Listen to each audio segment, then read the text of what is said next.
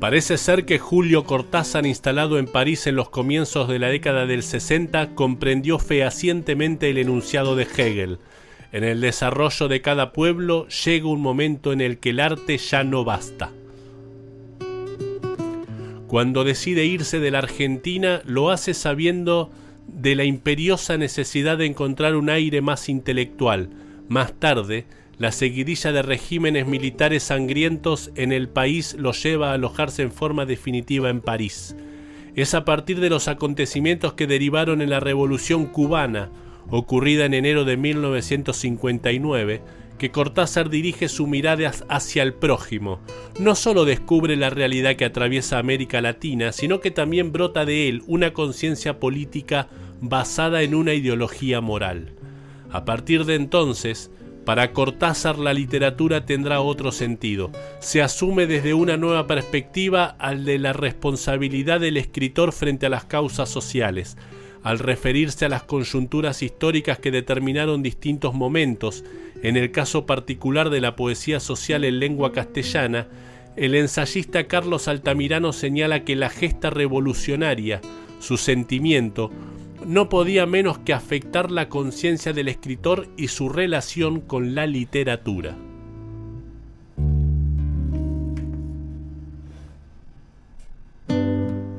La Revolución Cubana representará en Cortázar su experiencia indeleble y un eje que trazará un cambio fundante y causante respecto a su mirada del mundo y, por ende, en su actividad como escritor e intelectual. Se genera de este modo una acción en la relación de la labor de la literatura y la transformación de la sociedad, y es en este nuevo escenario donde Cortázar comienza a moverse. De aquí en más, los temas sociales y políticos, aunque siempre presentes en sus textos, aparecerán de manera más descubierta y explícita a lo largo de su producción.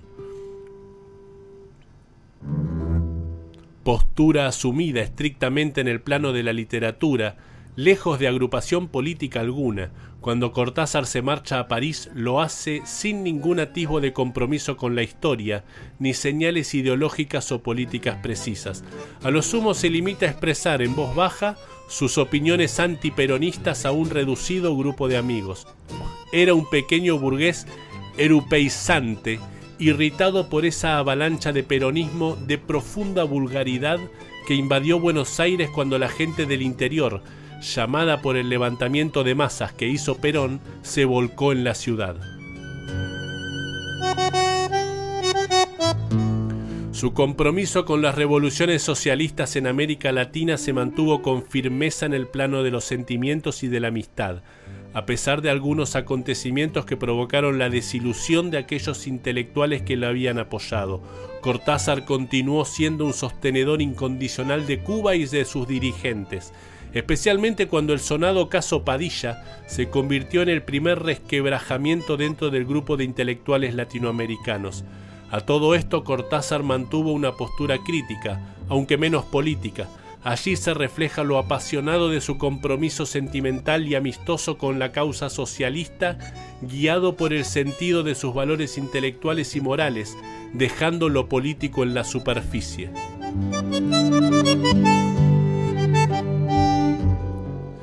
Cuando declara que aquel escritor que dejó la Argentina convencido que la realidad debía culminar en un libro y dio nacimiento en París a un hombre para quien los libros deberán culminar en la realidad, está afirmando sin vueltas su compromiso consustanciado con lo auténticamente humano. Si la determinación del militante le hacía decir y escribir a veces cosas en las que su acento era poco reconocible, su buena fe, su desinterés, su modestia están fuera de discusión, reconoció Ítalo Calvino.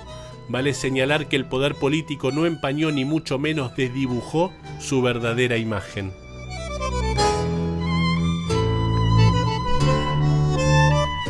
Es interesante apuntar dos instancias en su obra, en la cual ésta se compromete con el contexto histórico de este tiempo.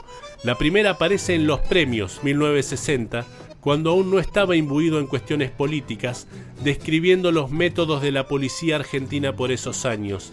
La segunda, ya con otro nivel de compromiso y de conciencia, cuando siente que es necesario participar en las luchas de América Latina pero sin sacrificar la dimensión literaria de su obra. Libro de Manuel, 1973, está inscripto en esta segunda instancia. Novela nacida de un cotidiano sentimiento de horror, de vergüenza, de humillación personal como latinoamericano frente al panorama del colonialismo y el gorilismo entronizado entre tantos de nuestros países. Reiteradamente Cortázar puso en claro que uno de los recorridos posibles para conseguir la revolución, o al menos llegar a ella, es partiendo de las mentalidades, de las conciencias y de la sensibilidad. Haciendo este camino, la revolución adquiere todo su significado.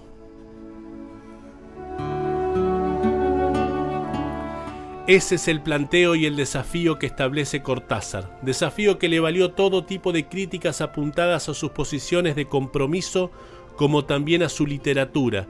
Según Beatriz Arlo, ese cuestionamiento proviene de dos cuadrantes. Por un lado, el que expresa que la revolución pasa por otra parte, por lugares bien alejados de París, y Cortázar ya no puede ser ese hombre de ambos mundos que enriquecía a la política revolucionaria con su revolución en las palabras.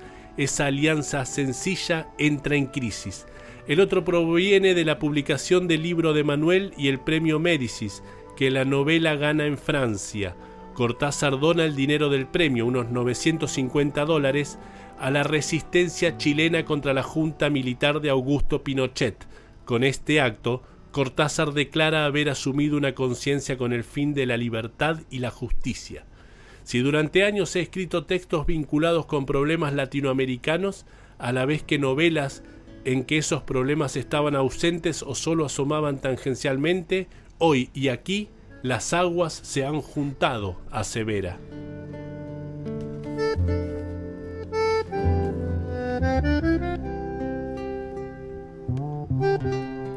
En el prólogo del Libro de Manuel puede leerse lo siguiente: más que nunca creo en la lucha en pro del socialismo latinoamericano debe enfrentar el horror cotidiano con la única actitud que un día le dará la victoria, cuidando precisamente, celosamente, la capacidad de vivir tal como la queremos para ese futuro, con todo lo que supone de amor, de juego y de alegría. Uno de sus esfuerzos fue el de no sacrificar la dimensión literaria de su obra, porque para él lo que determina y origina el compromiso en un escritor inmerso en la literatura es la incorporación, la fusión de preocupaciones de tipo geopolítico manifestadas en la escritura, o bien separadas, pero como un corpus más específico de ella. Era probable que anduviera con sumo cuidado para que lo político no demoliera su campo estético, su espacio literario. Por ello creía en la posibilidad de realizar una fusión. Explicaba que sus novelas acusan una especie de evolución histórica del escritor, el puente que va de la indiferencia a la primera preocupación metafísica personal y posteriormente el salto a la preocupación histórica y por ende su responsabilidad. La realidad y esperanza revolucionaria de Julio Cortázar se inició como él mismo pensaba que se hacía una revolución, un recorrido de adentro hacia afuera, es decir, partiendo de la mentalidad, de la conciencia y de la sensibilidad. Se planteó sostener un compromiso reconocidamente libre, desplegado de múltiples formas: viajes, conferencias, debates, entrevistas, cartas, críticas, denuncias, solidaridad con movimientos de derechos humanos, y que este libro recoge.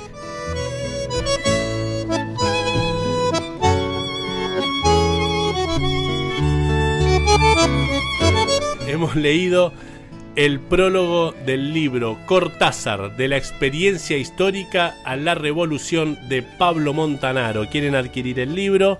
Se comunican conmigo o con Pablo Montanaro en cualquiera de las redes y lo pueden conseguir. Lo pueden buscar en las librerías, por ahí queda alguno, capaz que en Libracos, pero más seguro por ahí se comunican con Pablo Montanaro en las redes, y si no lo encuentran me dicen a mí y les paso el contacto enseguida. ¡Qué grande, Pablo Montanaro!